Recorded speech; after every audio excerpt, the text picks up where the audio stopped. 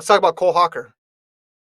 Gordon, the Olympic trials champion for Oregon, announced he is going pro and signing with Nike. Not shocking to a lot of people who predicted that would happen this year, especially after his run late in the season and making the Olympic team going all the way to the Olympic final. But what did you think of Hocker's decision? Well, in a vacuum, it makes sense. But outside the vacuum, we kind of were flirting with potentially seeing an Olympic finalist in a cross country race, running 8Ks and 10Ks. Because we never saw him going pro right before the Olympics, which you think that's when he might do it, not right after. Didn't have like the opportunity to run pro at pre or something like that. And then he shows up on the Oregon roster. He has the profile pic, says incoming sophomore, redshirt sophomore, getting ready to go. And you're thinking Oregon is going to have a pretty crazy cross-country roster with Cole Hocker, obviously, Cooper Tier. We know what he can do. They had that transfer from Cincinnati, Aaron Benfeld. They have a good one. They have 3 guys who can all finish in the top 20. That's a good cross-country team. And so we're kind of thinking, all right, well, maybe Cole Hocker is going to be the first NIL pro athlete, right? Where you have the Nike deal on the side, but you still can run for your school. And I think there's nothing, and we kind of made it make sense in our head because Cole Hocker has nothing left to prove at the NCAA level for indoor, outdoor for sure, because he's kind of done it all. The only thing really left for him to prove, not really prove, but more experience, is what it's like to be on a cross-country team that can win or podium, right? And Oregon had a team that could win or podium, and so he thought maybe he'd play cross-country for fun, get an NIL deal with Nike on the side. Best of both worlds. It's not a conflict of interest because Oregon's a Nike school.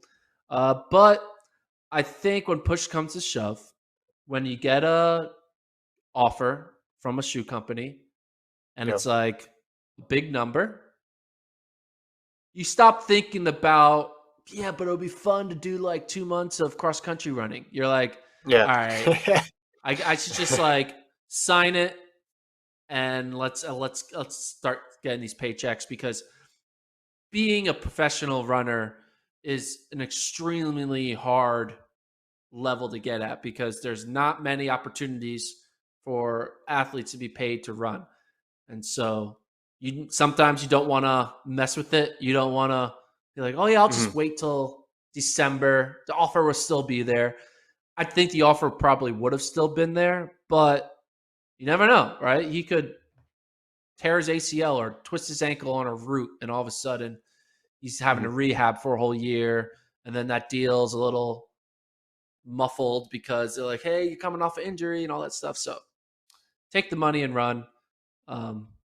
And it's going to be, he's still training in Oregon, still going to be with those guys.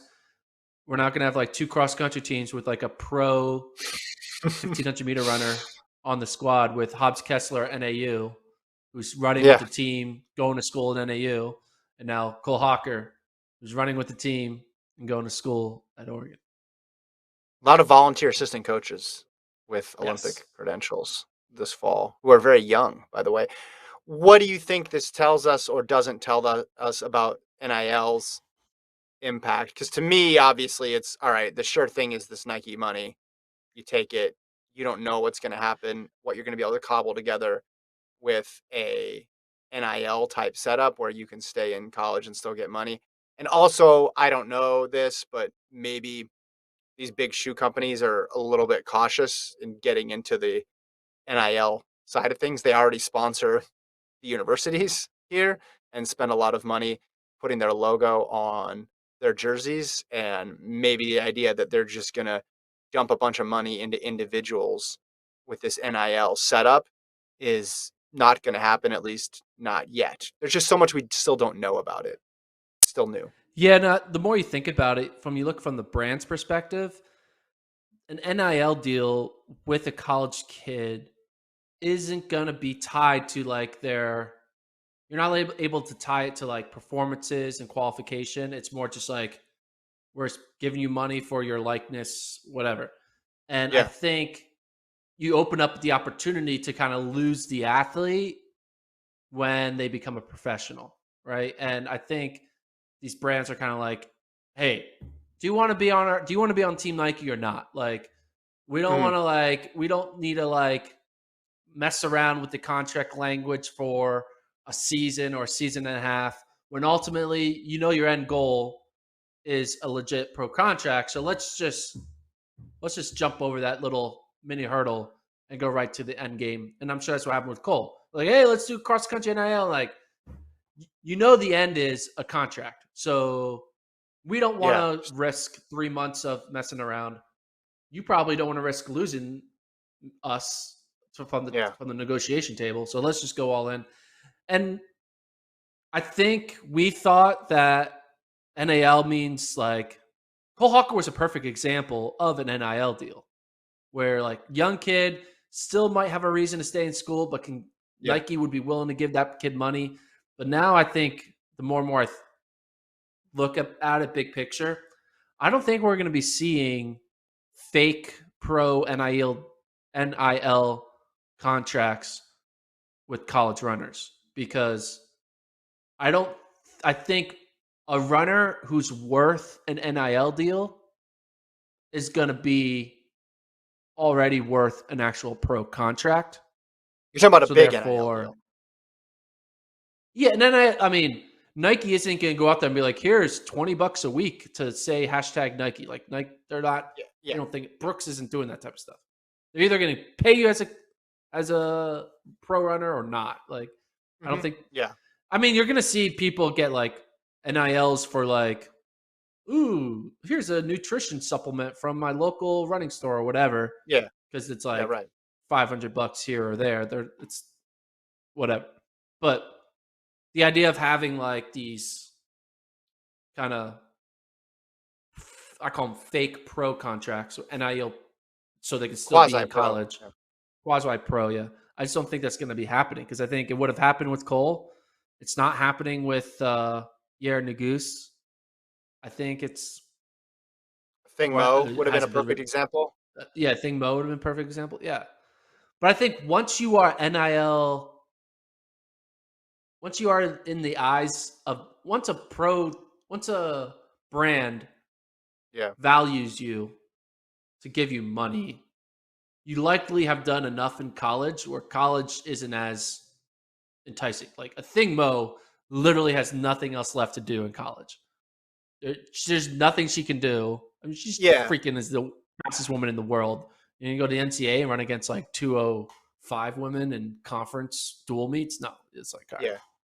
It seems like right now the NIL path is more for runners who have a big social following and a big ability to influence people on campus and in the communities that they share, Yeah, and less that they are going to fast. be a pro runner with Olympic potential or who are already in the Olympics. Now Yeah, early, it's early, so that could shift and that could change, but that seems to be more the direction that it's going. Because I agree with you. If you're going to pay the person, and then you can make sure that they're doing what they're supposed to. What they get yeah, the proper schedule, they have a proper structure around them, and you just have a lot more influence in that person's development. Because I know this was the first year, but Hawker and Mo were pretty big time names, and it's not as if they're like a Hawker and Mo aren't going to come around every single year. Because with yeah, Mo, you had obviously someone as a freshman win a gold medal, blow everybody out, does this awesome 4-8 combo, gets this insane amounts of exposure for a freshman, and then Hawker running at Oregon, starting with the indoor exploits, then going outdoors, the big win over Central. There's a lot of buzz around Hawker as well too, and so these two athletes would have been, the higher end of higher profile. I think the issue was they're just so good that they maybe don't even apply to this sort of setup. Because yeah, if you're looking at this example in other sports, are athletes going to stay in school longer in other sports and not go pro and join a pro team? I know the example is not perfect, but are they not going to do that to get NIL money? Of course not. that would Yeah. be silly. You know, if the top 10 pick in the NBA draft isn't gonna be like, no, I got too much deodorant money back at Michigan State. I'm gonna stay there and put hashtag I smell great on my Instagram. They're gonna go and they're gonna move on to the next chapter. Running and track's a little bit different because you can train together, you can compete together, everything is blended. But the overarching uh, idea of moving on to a pro career after college and getting the funding to do that, I think is important to consider here.